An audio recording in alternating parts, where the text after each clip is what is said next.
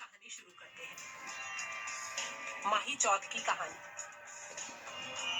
एक साहूकार और साहूकारनी थे। वे लोग अपने घर में धर्म पुण्य व्रत कुछ नहीं करते थे। इसी कारण उनकी कोई भी संतान नहीं हुई।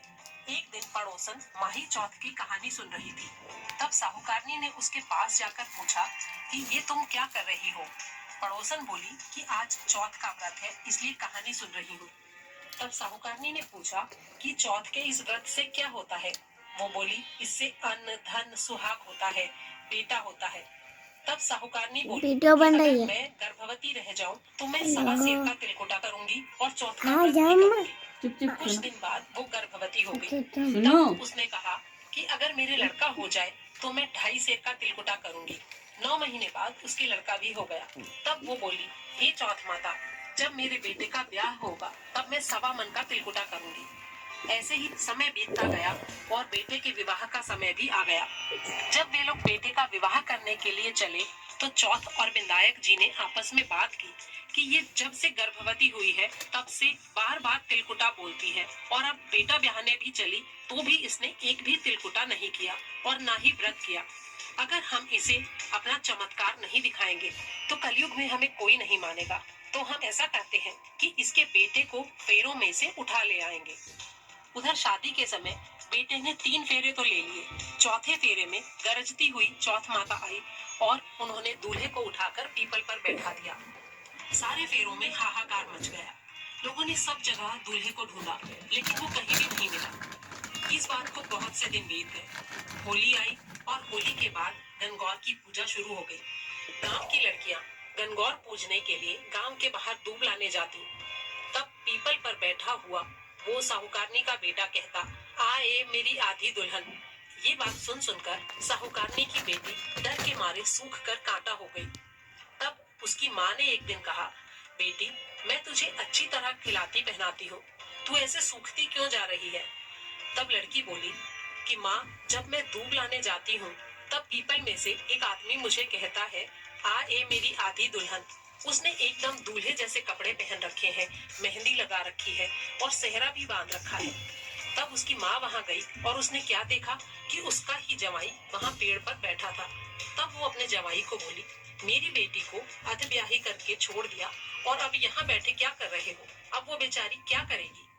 वो बोला, मैं अपनी मर्जी से यहाँ थोड़ी बैठा हूँ, मुझे तो चौथ माता और गणेश जी ने यहाँ रखा हुआ है।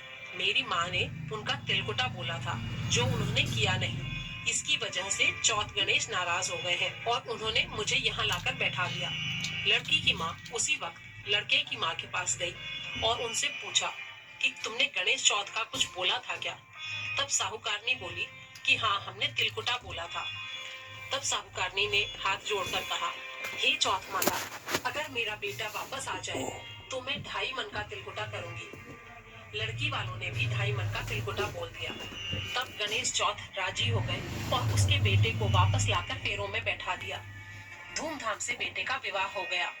उन्होंने उसी वक्त 2.5 मन का तिलकुटा किया और साहूकारनी ने कहा, हे चौथ माता, तुम्हारी आशीष से ही मेरे बेटे बहू वापस आए हैं।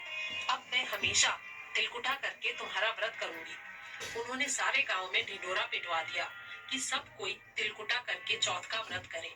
हे चौथ माता, जैसे उनके बेटे बहू को मिलाया वैसे सबके मिलाना। कहते सुनते हुंकारा भरते अपने सारे परिवार के मिलाना। गणेश जी की कहानी। एक देवरानी थी, एक जेठानी थी। देवरानी के घर में बहुत धन था लेकिन जेठानी बहुत गरीब थी। जेठानी गणेश जी की बहुत आराधना किया करती थी। वो अपनी देवरानी के घर आटा पीसने जाया करती थी। जिस कपड़े से आटा छानती वो कपड़ा उल्टी तो उल्टी नहीं, सीधे हाथ नहीं चढ़ा पाती। उसमें से जो आटा निकलता उसकी रोटी सीधे हाथ चढ़ाना। एक दिन देवरानी के बच्चों ने देख वहीं खड़ी हो जाओ, और अपनी माँ से जाकर सामने खड़ी हो जाए, फोटो बना दे। अपना आटा छानने बैठ जाओ, अम्मा के पास बैठ जा। और उसमें से रोटी बनाकर बाबूजी को खिलाती है। ये बात सुनकर देवरानी को बहुत गुस्सा आया। जेठानी से कहा कि जब हमारे घर से जाओ तो आटा छानने का कपड़ा यहीं रखकर और हाथ धोकर जाया करो। अगले दिन जेठानी हाथ धोकर अपने घर गई। तब उसके पति ने कहा कि रोटी बनाकर दे। तब जेठानी बोली कि आज तो देवरानी ने आटा छानने का कपड़ा भी रख लिया और हाथ भी धुलवाकर भेजा है, तो मैं रोटी कहाँ से बनाकर दूं? तब उसके पति ने गुस्से में आकर उसे लकड़ी से बहुत मारा। वो गणेश जी करते हुए सो गई। सपने में गणेश जी आए और उन्होंने उससे पूछा कि तू क्यों सो रही है? वो बोली कि मुझे मेरे पति ने मारा। मैं अपनी देवरानी के आटा पीसने जाया करती थी, वहां से आटा छानने का कपड़ा लाती और उसे झाड़कर उसमें से जो आटा निकलता उसकी रोटी बनाकर अपने पति को खिलाती। आज देवरानी ने कपड़ा भी रख लिया और हाथ भी धुलवा लिए, तो मैं कहाँ से रोटी बना कर देती? इसलिए मेरे पति ने मुझे मारा। तब गणेश जी बोले पी लो कि पानी। मैं घर से त्रिकुटा खाकर आया हूँ, निपटने की इच्छा हो रही है, मैं कहाँ जाऊँ? वो बोली महाराज बहुत जाओ जगह नित्या पड़ी पानी है, ले आओ। जहाँ आपका मन करे वहाँ निपट लो। गणेश जी निमट कर बोले निमट तो लिया, अब पहुँचू कहाँ? तब वो गुस्से में आकर बोली मेरे सर में पहुँच लो। गणेश जी उसके सर में पहुँचकर चले गए। जब वो सोकर उठी तो उसने देखा सारा घर हीरे मोतियों से जगमगा रहा है, सारा सर भी जगमगा रहा है। वो उस धन को बटोरने लगी तो देवरानी के घर जाने में देर हो गई। देवरानी ने बच्चों को भेजा कि देख कर आओ आज ताई आई क्यों नहीं। उन्होंने जाकर देखा तो ताई तो धन बटोर रही थी। उन्होंने अपनी माँ को जाकर बोला कि ताई के घर में तो बहुत धन हो गया है। देवरानी भागी भागी जेठानी के पास गई और बोली कि तुम्हारे इतना धन कैसे हुआ? जेठानी बोली कि तूने मुझे आटा छानने का कपड़ा नहीं दिया, इसलिए मेरे पति ने मुझे लकड़ी से मारा। मार खाकर मैं सो गई। गणेश जी आए और बोले कि क्यों सो रही है? मैंने कहा कि मेरे पति ने मुझे मारा। वो बोले कि मैं कहाँ निपटूं? तो मैंने कहा कहीं भी निपट लो। फिर उन्होंने पूछा कि अब मैं पहुंचूं कहाँ? तो मैंने कहा मेरे सर में पहुंच लो। गणेश जी मेरे सर में पहुंचकर चले गए। उसके बाद से मेरे घर में धन ही धन हो गया। इतनी बात सुनते ही देवरानी के तन बदन में आग लग गई।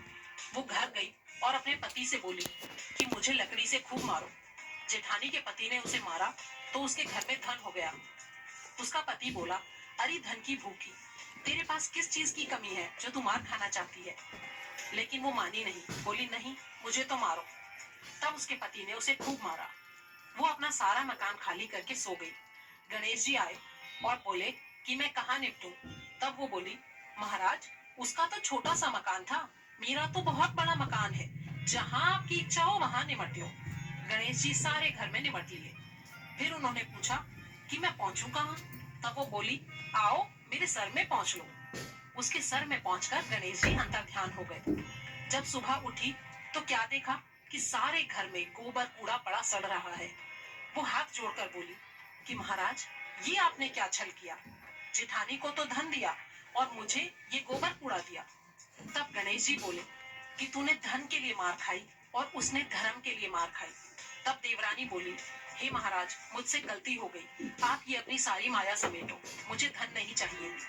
तब गणेश जी बोले कि पहले तू तेरे धन में से आधा धन जेठानी को दे, तब मैं ये सारी माया समेटूंगा। उसने अपने धन में से आधा धन जेठानी को दिया। तब गणेश जी ने अपनी सारी माया समेटी। हे गणेश जी महाराज, जैसा देवरानी को दिया वैसा किसी को मत देना, और जैसा जेठानी को दिया वैसा सबको देना। कहते सुनते पुकारा भरते परिवार को देना, हमें भी देना।